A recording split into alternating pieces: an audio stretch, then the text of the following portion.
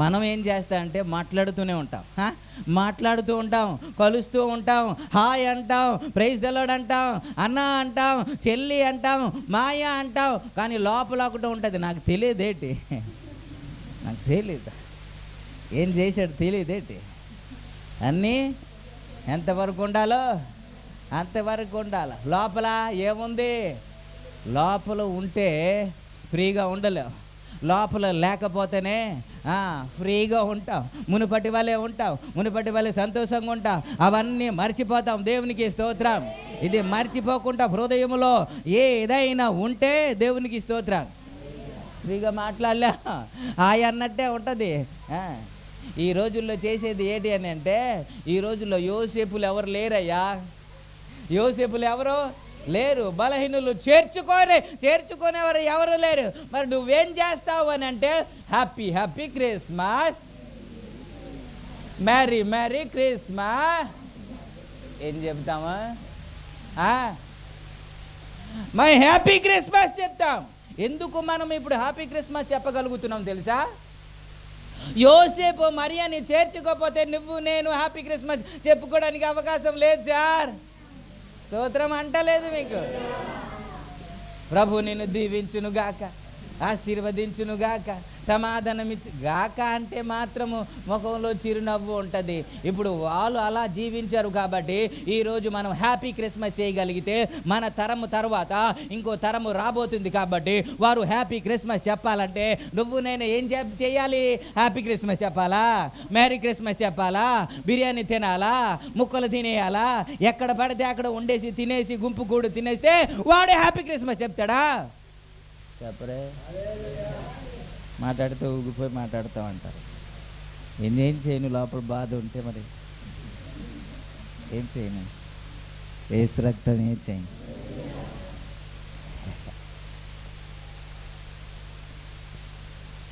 యోసేపు చేర్చుకున్నందుకే కదా మనం హ్యాపీ క్రిస్మస్ చేసాం.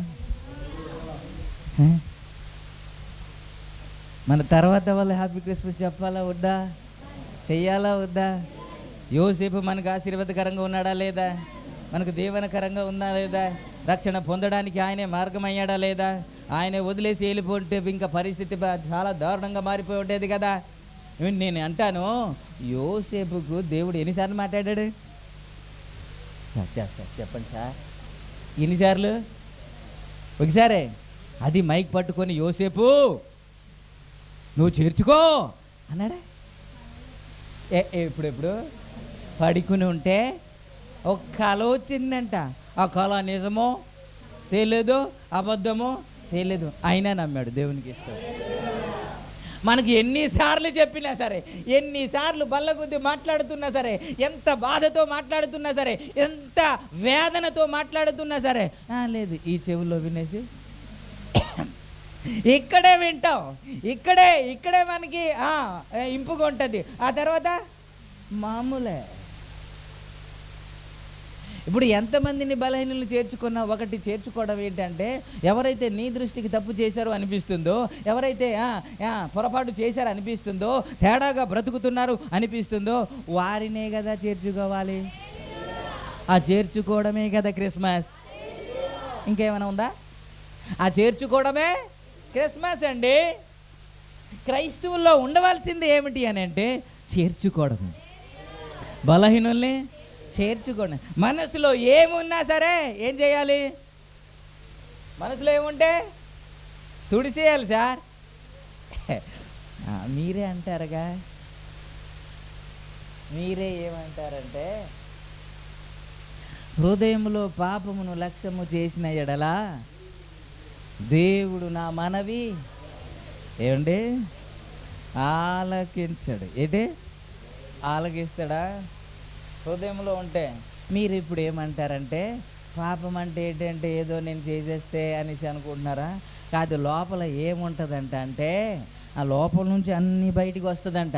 కోపము, ఈర్ష, పగ, దొంగతనము, ఈడ అనేది ఎక్కడ ఉంటుందంట అని చెప్పండి. హృదయంలో ఏముంటే అదే నోరు మాట్లాడుతుంది కదా. ప్రతిసారి ఏం మాట్లాడుతున్నావు అదే లోపల ఉంది కదా.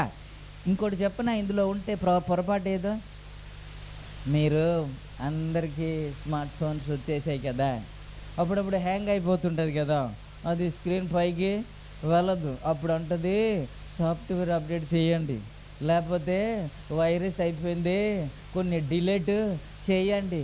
కొన్ని లేనిపోని వీడియోస్ పెట్టుకున్నారు మీరు, ఎక్కడా చెప్పండి, మొబైల్లో పెట్టేసుకున్న, అందుకే హ్యాంగ్ అయిపోతుంది, బాగా స్క్రీన్ స్క్రోల్ అవ్వట్లేదు, ఇంకా వీడియో డౌన్ అవ్వట్లేదు. కాబట్టి కొన్ని తీసేయాలి, పనికి మాలిన కొన్ని వీడియోస్ తీసేస్తే మళ్ళీ మామూలుగానే అది అవుతుంది అని అది చెబుతూ ఉంటే, అప్పుడు మనం స్టార్ట్ చేసి టక్కడక్కడ ఏదో అనవసరం తీస్తే అప్పుడు మామూలుగా అవుతుంది కదా. ఇందులో ఉంటే కూడా ఇందులో నుంచి రాదు తెలుసా. మీరు ప్రార్థన చేస్తున్నారు తెలుసా, ఎలా ప్రార్థన చేస్తారు సార్, ప్రభు ప్రభు ప్రభు ప్రభు ప్రభు నాయన నాయన నాయన నాయన నీకేస్తూ, ఎందుకు నాయన నాయన నాయన, తండ్రి తండ్రి తండ్రి, ఇంకా పదాలు రాలేదు కాబట్టి, ధారాళంగా పదాలు ఇంకా రావట్లేదు కాబట్టి, ఉచ్చరింప సఖ్యము కాను మూలుగులతో ప్రార్థన చేయాలి. పరిశుద్ధాత్మ దేవుడు మనకు అలా చేయాలి, అలా సహాయము చేయాలి. కానీ పదాలు రావట్లేదు కాబట్టి తండ్రి తండ్రి తండ్రి తండ్రి తండ్రి తండ్రి నాయన నాయన నాయన నాయన స్తోత్రం నాయన ఎందుకని ఆ పదం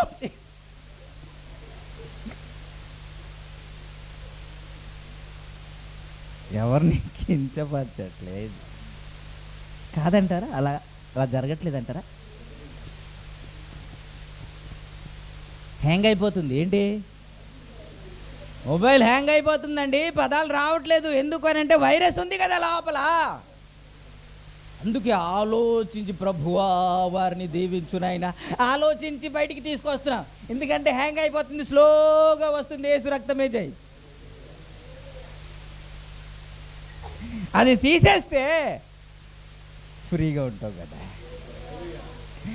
అది ఇక్కడ ఉంది కాబట్టి ఎవరిని చేర్చుకోలేకపోతున్నాను సార్, బలహీనులు. ఇంకా ఇలా చేర్చుకోకుండా ఎన్ని క్రిస్మస్ చేస్తే ఏం అర్థం ఉందా, ఎంత క్యాండీ సర్వీస్ చేస్తే ఎన్ని ముక్కలు తింటే.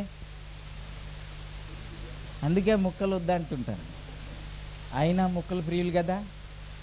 ఈ పేరునైనా తినేద్దామని దేవునికి స్తోత్రం. మిగతా టైంలో వీడు ఊరుకోడు కాబట్టి ఈ పేరు మీద అయినా సరే మనకి చేయాల్సింది ఏంటి చేయాలి, క్రిస్మస్లో ఏం జరిగింది అదే కదా మనం చేయాలి. రేసులో మొన్న మెసేజ్ చెప్పడానికి వెళ్ళాను, స్టార్ గురించి మీకు చెప్పాను కాబట్టి అక్కడ కూడా చెప్పాను.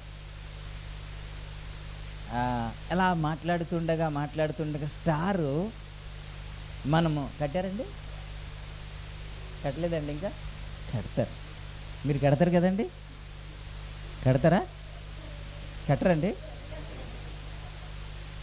ఇలాగ అడుగుతున్నాడంటే ఏదో ఏం లేదు సార్, ఎంకరేజ్ చేయడానికి. సరే నేను అంటాను, స్టార్ కట్టమని ఎక్కడుంది.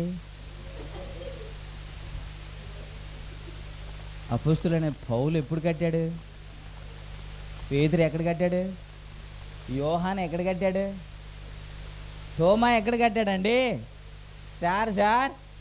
వాళ్ళకి ఇల్లులు ఉన్నాయా లేదా, కట్టారా పోనీ, హ్యాపీ హ్యాపీ క్రిస్మస్ అన్నారా పోనీ, మ్యారీ క్రిస్మస్ అన్నారా పోనీ.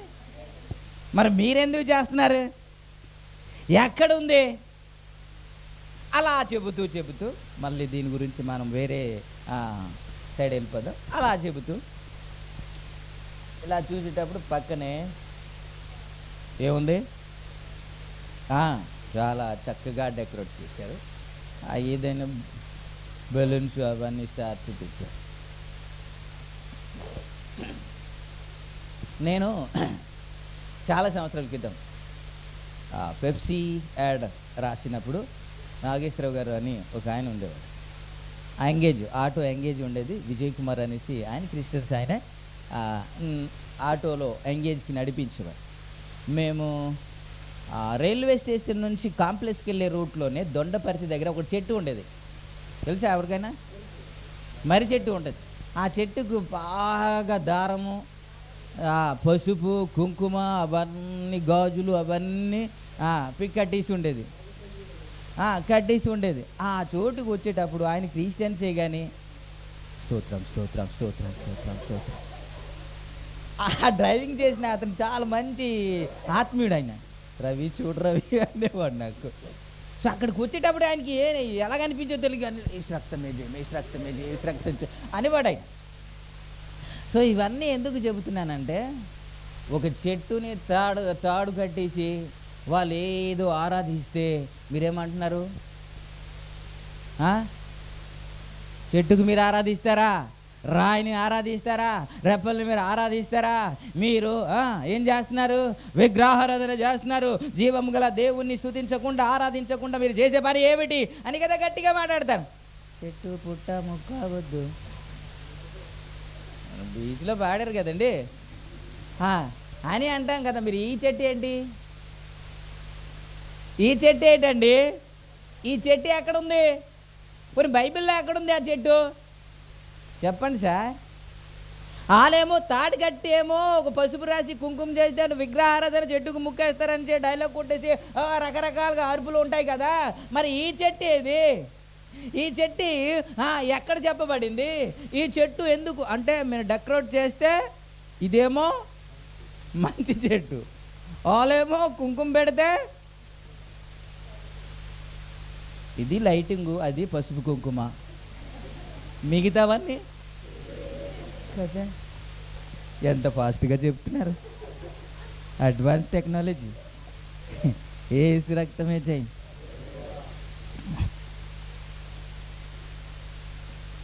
కాబట్టి అప్పుడు ఎవరు స్టార్ అయితే కట్టలేదు, కానీ స్టార్ లాగా జీవించారు కదా. స్టార్ పని ఏమిటి అని అంటే, యేసయ్య నీ కొరకు పుట్టాడు, సృష్టికర్త నీ కొరకు పుట్టాడు, జీవాధిపతి నీ కొరకు పుట్టాడు, నిన్ను ప్రేమించి లోకాన్ని రక్షించడానికి ఆయన పుట్టాడు అని చెప్పడమే స్టార్ పని, ఇంకొకటి ఏమీ లేదు. అదే కదా, యేసయ్య చెంతకు నడిపించడమే స్టార్ పని, ఇంకొకటి లేదు. ఈ అపోస్తలులు అంతా చేసింది ఏంటంటే స్టార్ అయితే కట్టలేదు, కానీ స్టార్ లాగా ప్రవర్తించారు, స్టార్ లాగా బ్రతికారు, అనేక మంది ప్రభు చెంతకు నడిపించారు. ఇంట్లో స్టార్ లేదు, లోపల మాత్రం ఇప్పుడు డైలాగులు చెబుతుంటారు. ఇంట్లో స్టారు, లోపల ఆ పేరుట దేవునికి స్తోత్రం. రెండు ఇక్కడ ఉంటుంది, ముక్కలు ఉంటుంది. క్రిస్మస్ రోజు అది లేకపోతే అవ్వదు, పండగే కాదు, యేసు రక్తమే చేయి. మనలందరూ మానేశారులేండి, దేవునికి స్తోత్రం. ఇక్కడ ఎవరు అలాంటి వారు లేదు, అందుకే ప్రభుని స్తుతిస్తున్నాను.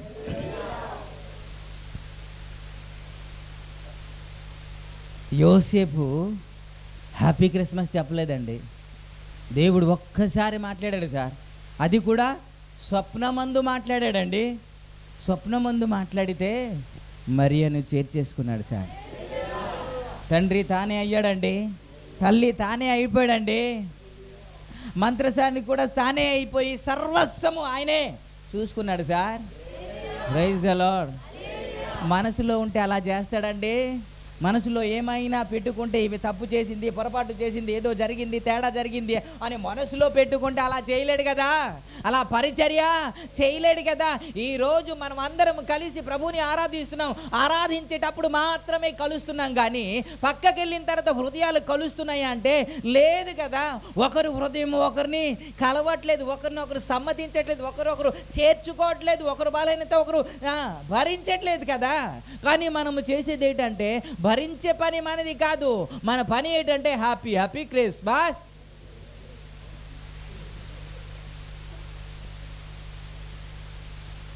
అర్థం లేని క్రిస్మస్ మనం చేస్తే అర్థవంతమైన క్రిస్మస్ చేయాలి. Praise the Lord. మీరు స్టార్ కట్టకపోయినా పర్లేదు, కానీ స్టార్ లాగా బ్రతకండి. హ్యాపీ క్రిస్మస్ చెప్పకపోయినా పర్వాలేదు, కానీ హ్యాపీ క్రిస్మస్లో యోసేపు ఏం చేశాడో ఆ విధంగా బ్రతకగలిగితే దేవునికి మహిమ కలుగుతుంది. Praise the Lord. నేనంటాను, అరుస్తే ఆ మారు మనసు పొందుతారా? మనం బ్రతికితే వారు మారు మనసు పొందుతారా కదా. మనం జీవిస్తే వారు మారు మనసు పొందుతారు. మనం అలాగా బ్రతికితే వారు ప్రభు చెంతకు రాగలుగుతారు. మనం చేసేది ఏమిటి అంటే అలాగేమీ చేయము. ఒకరోజు అరిస్తే అయిపోయింది, అబ్బో సువార్త ప్రకటించేశాం అంట. కాదు కాదు కాదు. బలహీనులందరినీ మనం చేర్చుకుంటే, ప్రైజ్ ది లార్డ్, హల్లెలూయా, అదే నిజమైన క్రిస్మస్. అదే నిజమైన క్రిస్మస్. అప్పటి నుండి మరియను విడిచిపెట్టలేదండి. అప్పటి నుంచి మరియను విడిచిపెట్టలేదు, చేర్చుకున్నాడు. దేవుడు చెప్పిన మాట తూచా తప్పకుండా.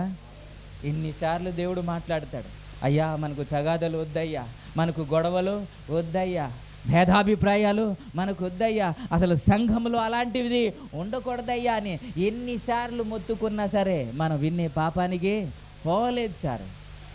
ఇంకా అదే కఠిన హృదయం. ఇప్పుడు చెప్పండి, ఇలాగే జీవిస్తుంటే, నేను మీరు వచ్చిన తర్వాత 3-4 సంవత్సరాలు ఇంతగా పరిచర్య చేస్తూ ఉంటే, ఇంకా బ్రతుకు అలాగే ఉంటే ఏమి సంతోషం అనిపిస్తుంది? నిలబడేటప్పుడు సంతోషంగా ఎలా మాట్లాడతా? ఏ విధంగా మాట్లాడగలం? ఇంకా అలాగే బ్రతుకు ఉంటే, అలాగే గొడవలు. ఏసే దగ్గరికి రాకముందు గొడవలు ఉన్నాయి, ఒకరొకరు తిట్టుకోవడాలు ఉన్నాయి, ఒకరొకరు అరుచుకోవడాలు ఉన్నాయి, ఒకరొకరు నిందలు మోపుకోవడాలు ఉన్నాయి. యేసయ్య దగ్గరికి వచ్చిన తర్వాత కూడా లేదంటారా? ఏమైనా మార్పు వచ్చిందా? ఏం లేదు. ఏ మార్పు వచ్చింది తెలుసా? ముక్కల్లో మార్పు వచ్చింది. అప్పుడు ఉండేది కాదు, ఇప్పుడు ఉంది అంతే. ఇంకా అంతకంటే ఏమి లేదు. ఆత్మీయతలో ఏమైనా మార్పు వచ్చిందంటే ఏమీ లేదు సార్. ఈ దేంట్లో ఎదగాలి? మనం ఆత్మీయంగా ఎదగాలి, ప్రార్థనలో ఎదగాలి, పరిశుద్ధతలో ఎదగాలి, చేర్చుకొనుటలో ఎదగాలి, బలహీనులను చేర్చుకొనుటలో ఎదగాలండి మనం. ఇదే కదా నిజమైన క్రిస్మస్. అందుకే ప్రతి ఒక్కరిని ఒక్కొక్కరిని అయ్యా రండి, అయ్యా రండి, అయ్యా రండి అని పిలవడానికి కారణం ఏమిటి అంటే, కొంతమందికి ప్రార్థనకి సమయం ఎందుకు ఇవ్వట్లేదంటే, ముందు వాళ్ళు రావాలి, ముందు దేవుని సన్నిధికి రావాలి, ఆ తర్వాత వారిని బలపరచాలి, వారిని కూడా నిలబెట్టాలి అనే ఉద్దేశంతో ప్రయత్నం చేస్తున్నాం. నువ్వు సరైన వ్యక్తి కాదు, నువ్వు రావడానికి వీల్లేదు, నువ్వు ప్రార్థన చేయలేవు, ఇలాంటి పరిచర్య కాదు కదా మన పరిచర్య. నిజమైన క్రిస్మస్ ఏమిటి అని అంటే, బలహీనులు చేర్చుకోవడమే. అది భార్యలో కావచ్చు, భర్తలో కావచ్చు. యోసేపు తనకు తప్పు చేసింది అని తెలిసినప్పుడు కూడా దేవుడు ఎప్పుడైతే మాట్లాడాడో అప్పటి నుంచి అవన్నీ తుడిచివేసి ఇప్పుడు చేర్చుకున్నాడంట.